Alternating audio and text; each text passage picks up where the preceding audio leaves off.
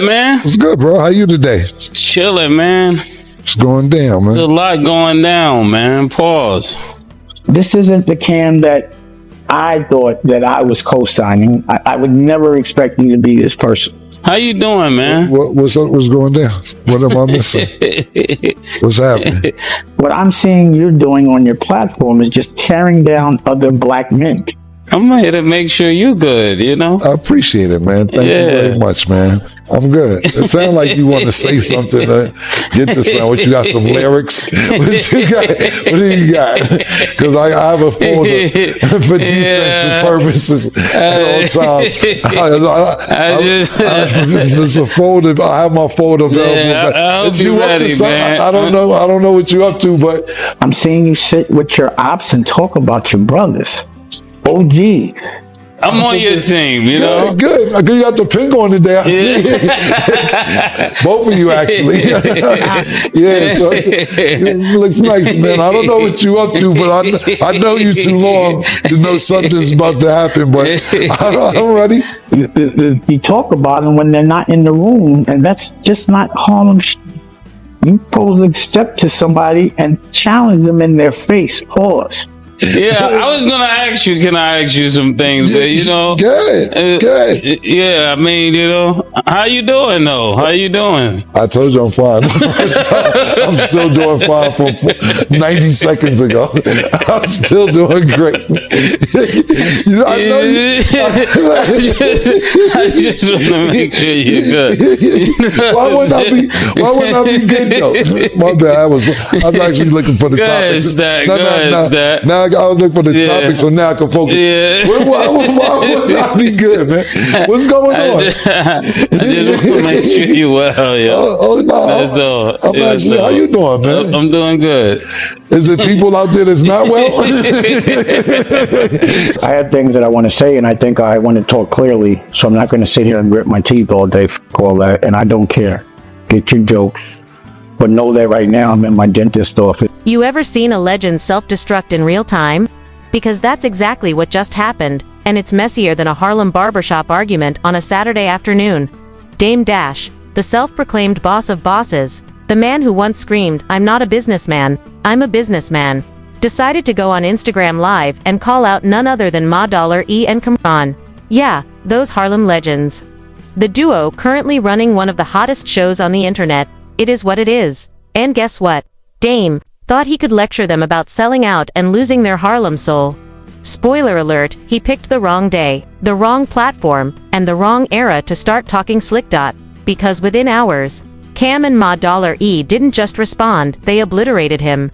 They turned Dame's whole rant into comedy gold, left the internet crying from laughter, and had fans saying, Dame Dash just became the meme he warned us about. But here's the real question. What made Dame so mad? Why would one of hip-hop's loudest moguls go after two of Harlem's most respected voices out of nowhere? Is this about jealousy, legacy, or did Dame just wake up one morning and choose viral humiliation?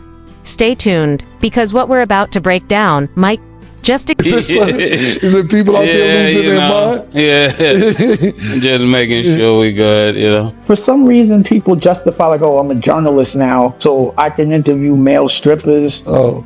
Yeah. Who's losing their mind? You know him? I used to know. I don't know what everybody is today, you know? Yeah, you're right. The people from before aren't the people today. Yeah. I ain't know if you talk about the Pirates of the Caribbean. He won't, like I haven't called him a lot, but when I did call, he doesn't pick up. And I think he's publicly said he doesn't pick up my calls because he can't win this argument with me or, you know, over, I don't know.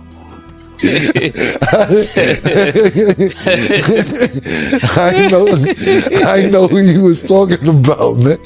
That's what I wanted to say, Kim. You gotta chill out, Kim. You gotta chill out, Kim. Yo, you wild, man. For my birthday, you gotta chill out, Kim. You're a wild man. Ain't even your birthday month no more. I don't know what to say. You turning into a chatty patty.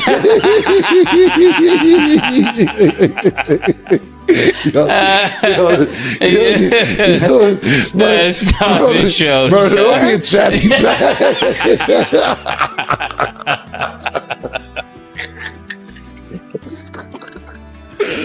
Oh man, my bad. That's why I was asking you, are you okay? Yeah, I was looking for the topics. I wasn't sure. I didn't put you off on the topic now. Yeah. I kind of was just making sure. Now I understand what's going on. I'm usually not that slow. But yeah, man. I guess I'm all right. Okay, that's all that matters. All right. Okay. Well, How you good, Chris? How you doing, Chris? I'm a chatty patty. No, I said, no, I was asking, how you doing, Chris? I heard somebody say your name too. You have a show on Revolt, but I'm confused because I spoke to you because you guys called me to buy The Reasonable Doubt or the Rockefeller 8 and offered me like just enough where I wouldn't make any money, but y'all just wanted to with Jay-Z. I said, I'll do it because you guys could go. I don't really want to have any parts of it, but you need a plan so we can make some money. I want to edit it. I had $7 million on the table that I never closed, but I was like, just pass the plugs. Pause. Like if you guys are in a position where you have ads or someone's paying you sponsorship, like pass it. Oh, I can't do that because of Mase. You blamed it on Mase. You said Mase wouldn't look out. Like you couldn't do nothing because Mase. That you had to do your own thing because of Mase. But it's funny because Mase is the only one that called me and said, yo, I don't like that they do to you. Let me give you a shout out because no one else will. So now I don't even know if it was Mase. But I didn't like that you even threw the man under the bus. I was just checking. Yeah. I was just saying, man. If you good? Yeah, I'm good. All right, Man. so if you good, I'm good. Yeah. Oh man, Oh, my man. stomach is hurting. This nigga here, man. Yeah. Wow. Just expose how one of the industry's loudest bosses finally got checked by his own city. All right, so here is what really went down and why this whole thing feels like watching a slow motion car crash on live TV, because when Dame Dash went on Instagram Live, he did not just speak his mind, he lit the match that burned his own reputation in front of millions, and it started with that familiar Dame tone, like he was about to drop another boss lecture about culture, ownership, and integrity, but this time it was not inspiration, it was accusation. He looked straight into the camera, talking about how Ma$E and Camron were no longer representing Harlem the way they should, and that they had become too comfortable, too commercial, too corporate, and the internet did not hear concern, they heard bitterness. They heard a man who once ran Rockefeller Records now struggling to accept that the kids he inspired were the ones running the show now. The comments flooded. In fast, people were typing things like, "This ain't it, Dame." okay. I know you're mad because I said 50-50 patted you. Why? He didn't pat you on the ass. Pause. He patted you on the hips. Either way, my advice to you is don't let another man pat you on your hips. That's advice. And if you do something funny, like let another man smack you on the hip. I saw Snoop Dogg on your show, and he said, "What's my motherfucking name?" And you sang the girl part. You said, "Pause, Snoop Doggy Dog." And I if am no one sees Slim you with around the you, tilted brim. What's my motherfucking name? Snoop Doggy Dog.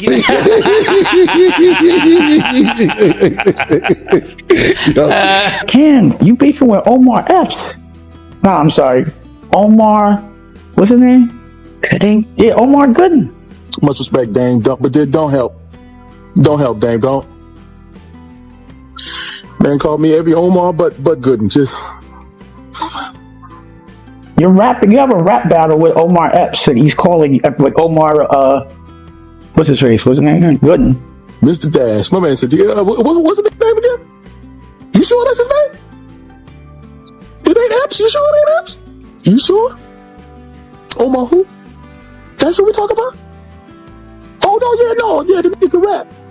I don't know what really happened. I saw clips, but I don't think it's a good time to pay someone to come someplace so that you could tape them without their shirt on behind a door. But hold on, what is he putting on? Is that? Oh, Yes. shit, hold on. He putting on some shit to make him skinny. Hey, yo, look, hold on, you fat bastard. He got to put some shit on to make him skinny. Oh, shit, tough his waist in. When you called me and said that Kevin Hart was bothering you and he teased you too much, I said, he knows you're with me. And the next time I saw him, I got at him. Look, Cam, if he ever bothers you again, look at these Uggs right now. Don't you ever professional anybody.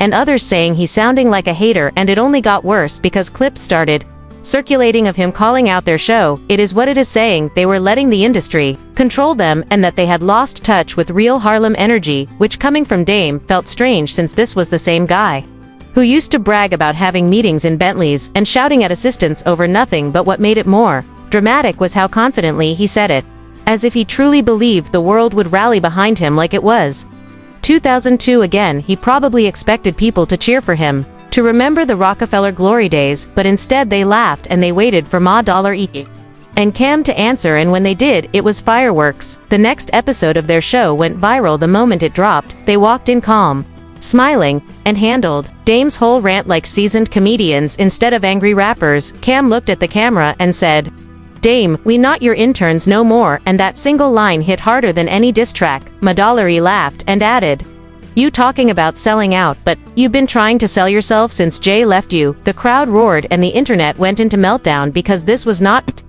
just to Harlem legends clapping back. This was a full generational shift happening in real time, and Dame was on the losing side of it. The moment that episode dropped, the internet turned into a courtroom, and Dame Dash was on trial because Madolari and Cam did not just respond, they dissected every part of his narrative, like surgeons with microphones, while laughing through the whole thing, which made it even worse for Dame fans. Were quoting every punchline, making memes before the show even ended, and the energy felt like a Harlem block party with Dame as the joke. Instead of the hero, Cam kept his cool, the whole time smiling into the camera as if he had been waiting years to say what he said, and that calm made the whole moment sting deeper. He told Dame, "We out here doing what you always preached: ownership, independence, and getting money without selling our souls, and now that we are winning, you calling it selling out?" And the way he said it sounded more like truth than shade. Ma Dollar E jumped in, adding, "If we sold out, at least we sold something. You've been giving speeches for free for 20 years, and that one line alone set the internet on fire." People started tweeting that Ma Dollar E deserved an award for that quote, and When you wearing these Uggs, you got on Uggs. Cam, you see him? You see him? Cam, you see him? Don't play with me. Cam, I dare you to ask that. And his breath stink bad right now. Ask his girl how bad his breath stink right now. This is eating mayonnaise gum. I don't know what's going on. On your behalf, he's still mad at me over that. For me, if you have something to say, you don't go on a television show and speak on it. Give them the respect of calling them. So the last time me and Dame spoke, he called me and he like, "Yo, you down with the Pap Pap Club?" And I'm like, what are you talking about, Dame? Now I see you with 50. You came in and padded your pockets. What's up with that? I said, pardon me. I said, it wasn't nothing. It was all good. He said, nah, Cam, you can't be down with the Pap Pap Club. That's a Pap Pap. I was just laughing. I said, this Dame is crazy. So he says, "Yo, you mind if I talk about it?" Because me and 50 going through something. I said, "I don't care, do whatever you want to do." So he ends up talking about it a couple of weeks later, and then it says, "Yo, Cam letting us come up and smack him on the ass." See, it always goes too far. You didn't tell me that on the phone, because I would not okay for you to say that niggas is coming up smacking me on the ass, because nobody's coming up smacking me on the ass. So then I was like, see, this is, what are we doing here? What are we doing? So then I'm gonna be honest with you. I had a little freestyle. And within minutes, the clip had millions of views because it captured exactly what everyone was thinking. Dame had become the guy who talks about success instead of living it, and while he was busy preaching about the old Rockefeller glory days, the new Harlem was already rewriting the playbook in real time. Viewers who once saw Dame as the symbol of confidence now saw him as the cautionary tale of what happens when pride refuses to evolve. And what made it all worse was that instead of answering with dignity, Dame went back online again, trying to spin the narrative, saying he was not dissing them, he was just speaking Facts about the culture, but nobody bought it. The tone felt defensive, like he was scrambling to clean up a mess that had already gone viral, and by then it was too late because Ma$E and Cam had taken the power back through humor, timing, and control. They turned what was supposed to be an attack into free promotion for their show, and fans now tuned in just to see how many more ways they could roast the man who once called himself untouchable.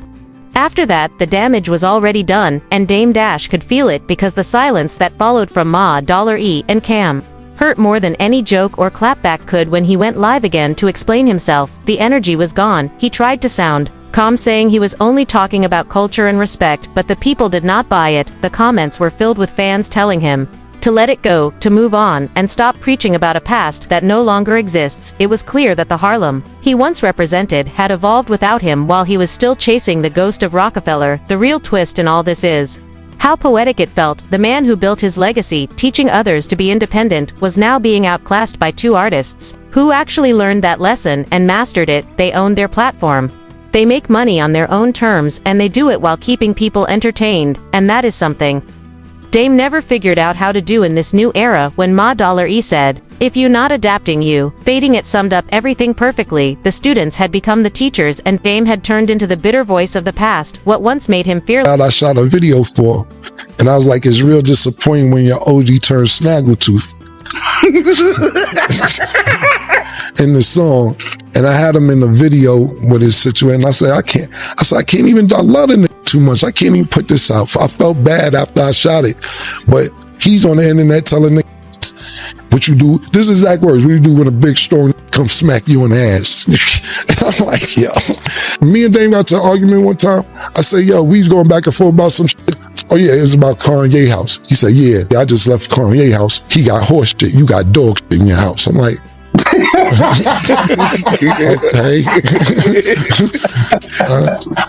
I'm like, okay, what's this about? Yeah, I'm just saying you ain't getting it like that. I'm like, dang, where are we going with this? He's talking about, I'm just saying, nigga, it took me 35 minutes from the driveway to get up to his house. I said, oh, dang, all right, no problem. He said, you live in a little house. I said, Dave, you never been to all my houses. I said, Dave, my crib in Florida is 9,000 square feet. Oh, that's still little. That's a little house. 9,000 square feet? Okay. Out of here. You ain't doing this, doing that. I said, Dave, I own all my houses. You don't own any of your houses. He said, yeah. Who want to own a house in a recession? I said, that's the time to own them. Anyone can sound articulate and tough or confident when no one's there to challenge them. I just wish that we could have a conversation so that the things that you're saying so confidently, I could give you the right advice about your perspective on them. Like, I would never think that the Cam I knew would use his platform to sit with his old ops and talk about his brothers. Also, you're talking to Memphis Bleak on your platform about the presidency of Rockefeller. Number one, there was the vice presidency that we spoke about. But all we did was have a conversation between someone that I respected to be able to have a real conversation with. Until I got to talk to the rest of my crew about it, it's just called talking ideas. Where I'm from, it's not thorough to have a really private conversation and go to the radio and tell everybody before everyone else knows. So Bleak, keep it 100. Keep it 100. Yeah. Because I felt the little tension or whatever. But what was the vibe when he said, yo, and I announced it, J. Cho, I think I'm going to make Cam the president of Rockefeller. That's where the hate came. That's where it went left. That's what I was like, what? What just happened? Like I f with homie, he's doing his thing, but the president of Rockefeller? Are you kidding me? And now you're saying something about the presidency, which is not true. Sitting with people that you used to disrespect daily, at least that's what I used to see, laughing about the fact that you asked what once made him fearless now made him fragile, and while he used to control the room, now he was the topic of laughter on the very platforms he once ignored. By the time the week ended, Ma$E and Cam did not even mention him again. They just kept working, kept winning, and kept letting the silence speak louder than any rant could, because in the end, the audience made the decision, Harlem moved on, and the story of Dame Dash became a reminder that ego never wins against evolution. So now the question is, what do you think really happened here? Was Dame Dash Speaking truth that nobody wanted to hear, or was he just a man stuck in the past, trying to remind the world? He once ran it because when you look at this whole situation, it feels less like beef and more like a reality check about how fast the game changes and how even legends can become outsiders in the culture. They helped build, but maybe that is the beauty of it, right? The rise and fall, the pride and pain that come with trying to stay relevant in a world that moves at the speed of the internet. So before you scroll away, I want to know where you stand. Is Dame still the visionary people slept on, or did Ma Dollar E and Cam just prove that the new Harlem does not need the old blueprint? Let me know what side you are on in the comments below, because this story is far from over, and the truth will always come out one way or another. Make sure you hit that like button, share this video with your friends, and subscribe because the next chapter is about to get even crazier.